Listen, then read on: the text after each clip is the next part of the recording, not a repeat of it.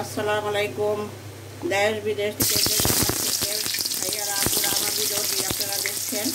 আজকে আরেকটা নতুন রেসিপি নিয়ে আসলাম, চিংড়ি মাছের লতি। চিংড়ি মাছকে লতি রান্না করব, আপনারা দেখেন।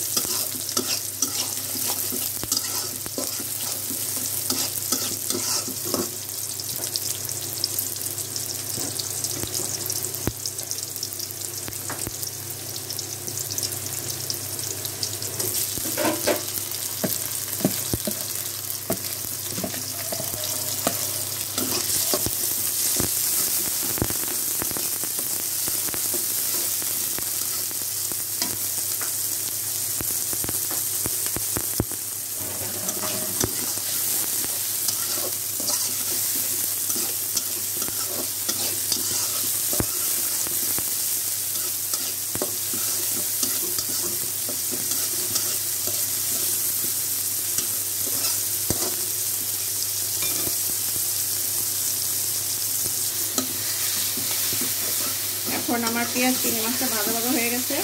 এখন রসুন দিয়ে দিচ্ছি।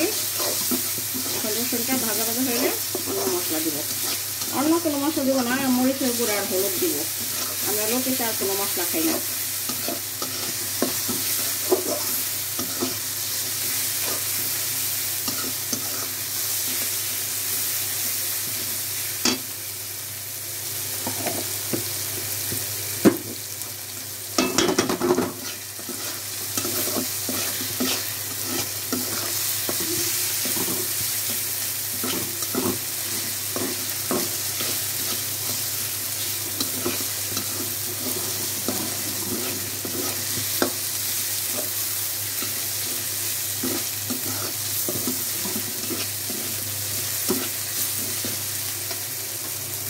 এটা ভাজা ভাজা হয়ে গেছে।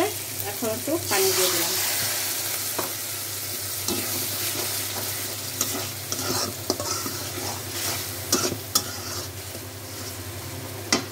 এখন দিয়ে দিব হলুদ। হলুদ খুব একটা বেশি দিব না, কারণ লতিতে হলুদ টানে না।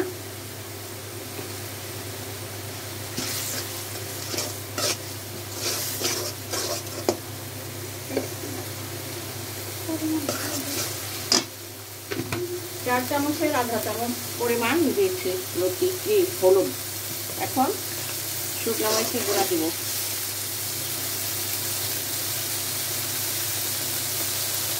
এই যে একটু পরিমাণ শুকনো মরিচের গুঁড়া দিচ্ছি।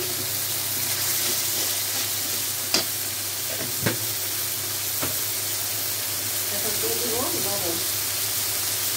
এখন এর পরিমাণে লবণ দিয়ে দিব।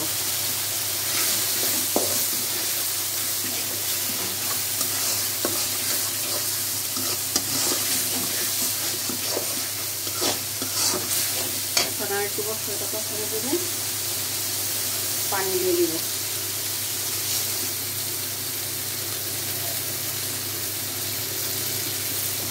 ঠিক হয়ে গেছে। এখন লতিটা দিয়ে দিব।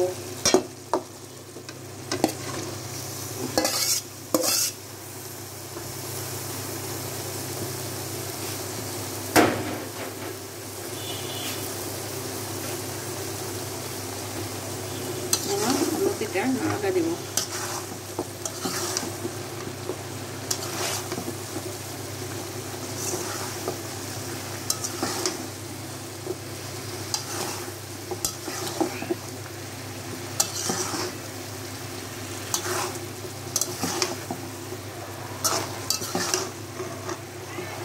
লতি আমরা ডাল দাও খাই।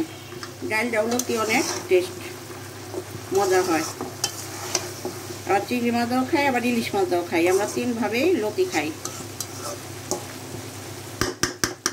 এখন একটু কষানো হোক। এখন আবার লতিটা নাড়া দেওয়ার জন্য চলে আসছি। এখন কাঁচামরিচ দিয়ে দিব।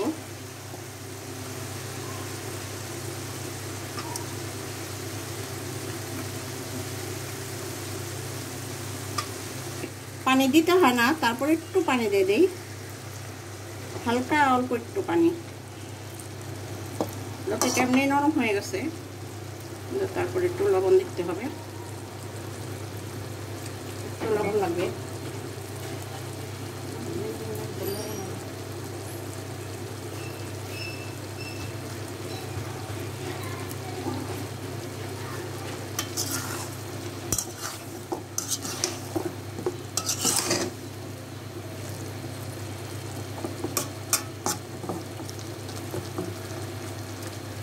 এখন করে দিলাম। এখন আস্তে আস্তে হতে হবে লতিটা বেশি জালে রান্না করা যায় না, কম জালে রান্না করতে হয়, মিনিট হিসাব করা যায় না। রেডি।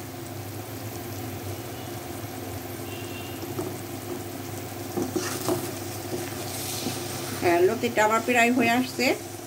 এই মাঝখানে একবার দুইবার নাড়া দিয়ে গেছি, আপনাদেরকে দেখানো হয় নাই।